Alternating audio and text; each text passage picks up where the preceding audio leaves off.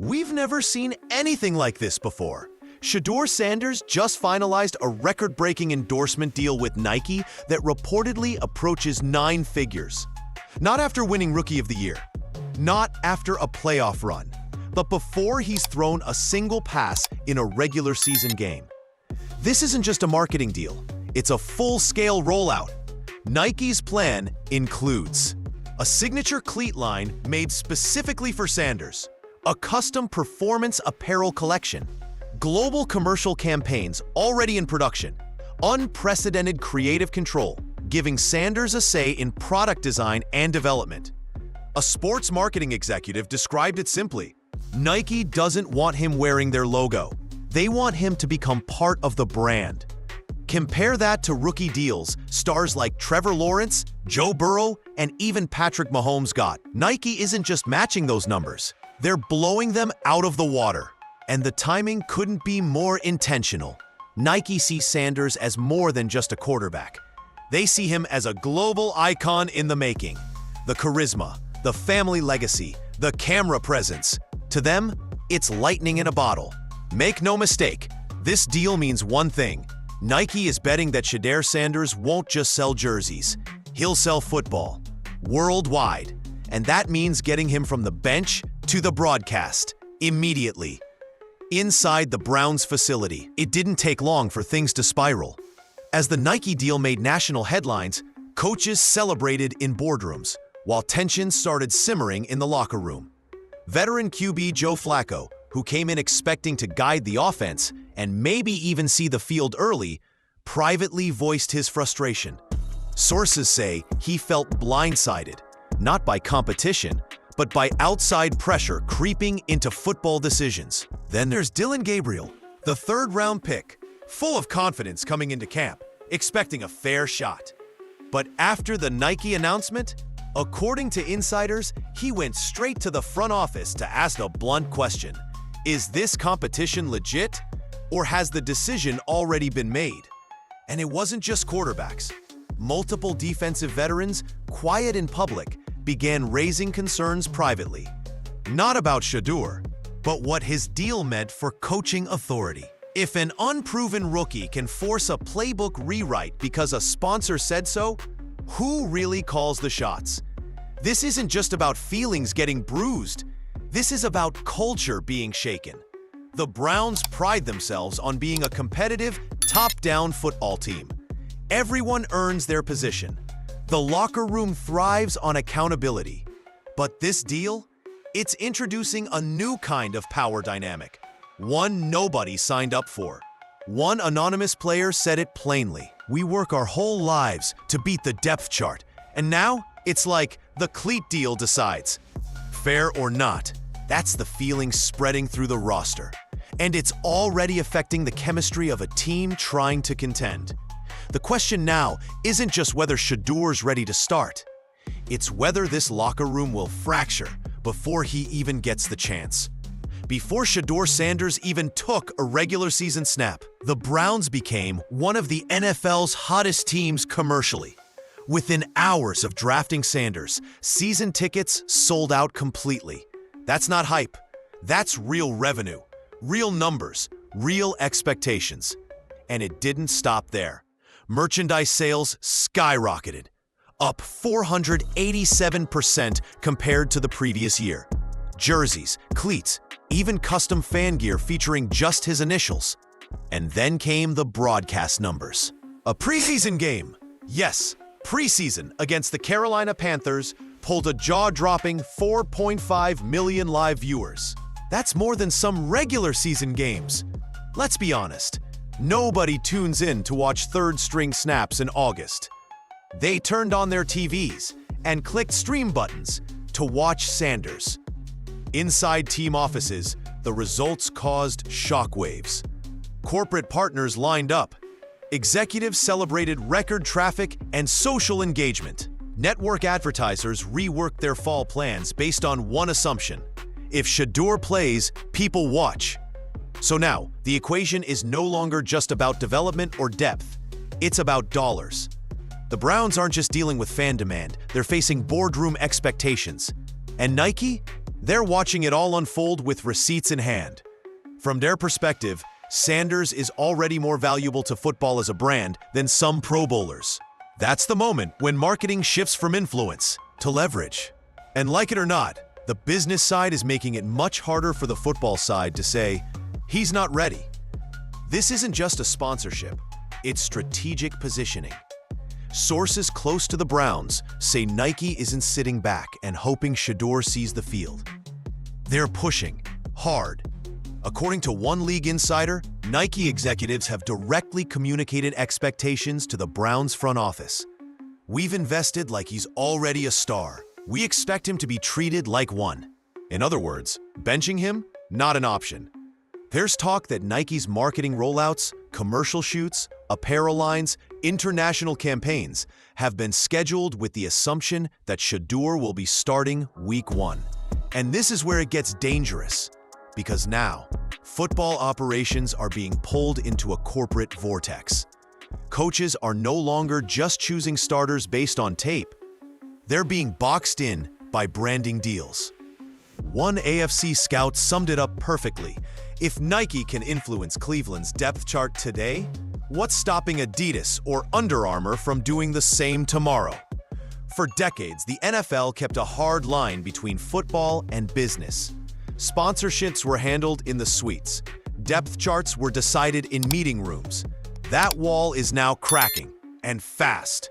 And if that line disappears, football officially becomes entertainment first, sport second.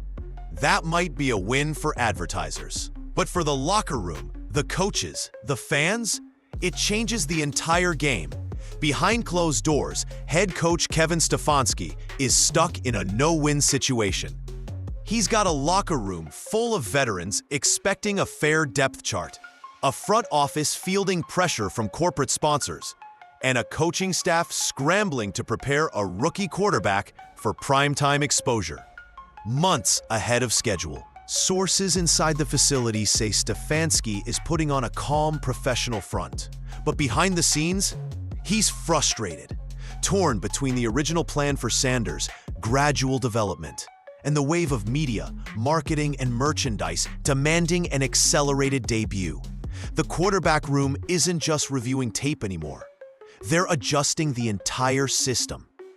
Offensive coordinator Alex Van Pelt has reportedly redesigned major portions of the offense, simplifying the playbook, shortening reads, creating custom packages designed around what Shedeur does best. Coaches are no longer teaching systems. They're managing expectations.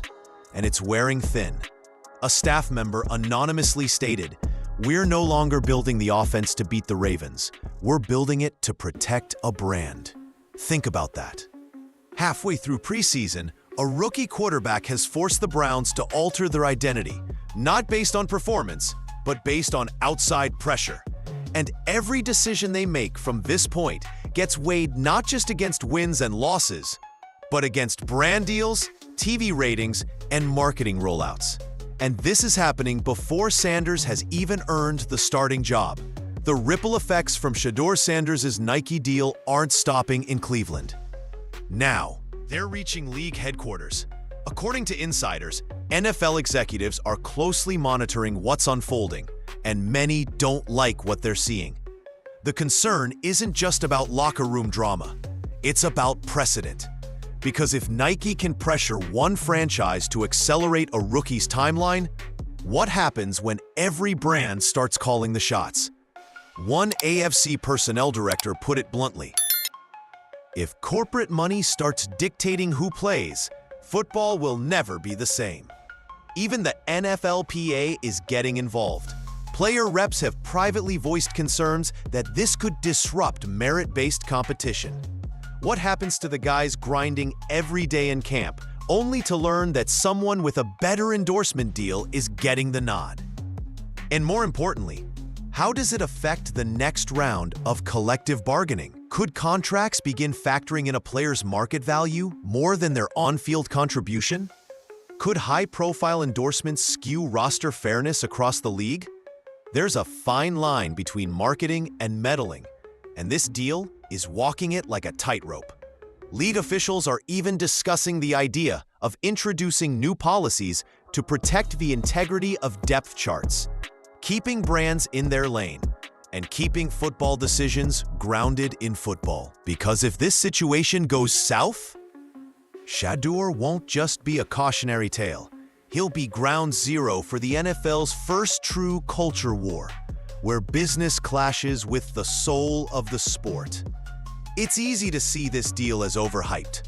A flashy rookie, a few cleats, headlines that will fade. But that's not Nike's plan at all. What they're building around Shedeur Sanders isn't just a sponsorship. It's the foundation of a global expansion strategy. And Sanders is the launchpad. Inside Nike, marketing insiders are calling this their boldest football move since the Jordan brand took flight in basketball. The goal?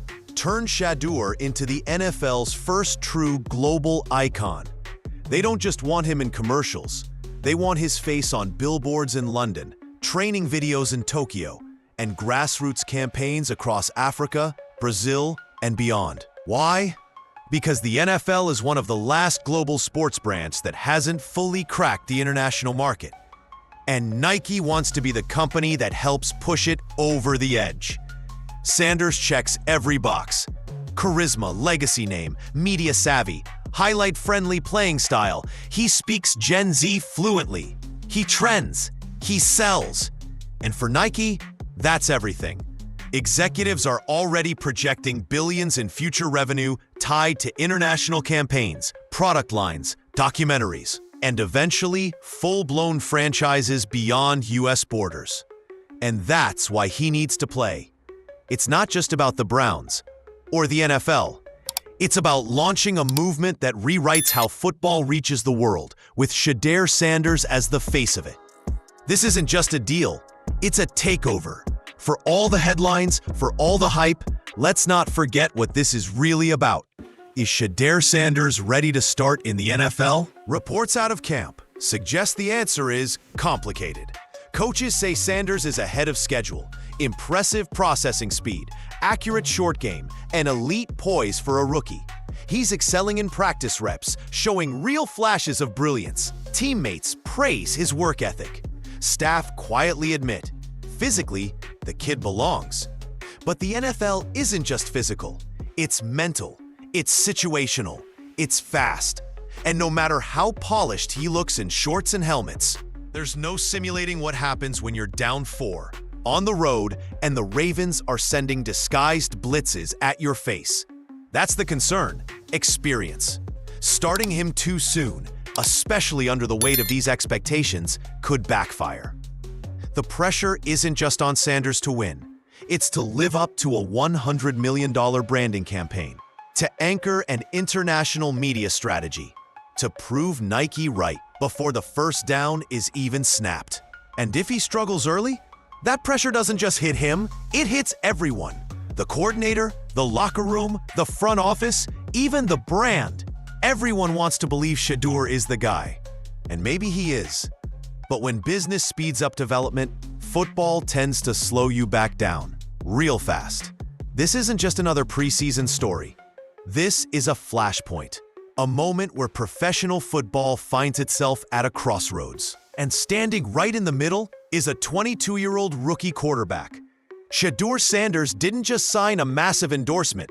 He signed football's future into motion. The Browns are adjusting playbooks. Coaches are questioning timelines. Veterans are watching side-eye. The league is taking notes. And Nike? Nike is already spending money like Sanders is the next face of football. But here's the thing. Football doesn't care about shoe deals. It doesn't care who trended last week or how many cameras follow your walk into the stadium. Football demands proof. And when the regular season kicks off, prime time against the Baltimore Ravens, there'll be no more marketing, no more press releases, just Shedeur, under the lights, with the weight of $1 billion industry hanging over a single play. If he shines, he redefines what it means to be a rookie in the NFL. If he struggles, he becomes the cautionary tale for every brand-first athlete that follows. One thing is already clear. Whether he's ready or not, the revolution is already happening, and the rest of the league has two options: adapt to it or get left behind. What do you think? Is this the future of football, or a dangerous shift that could break the game from the inside?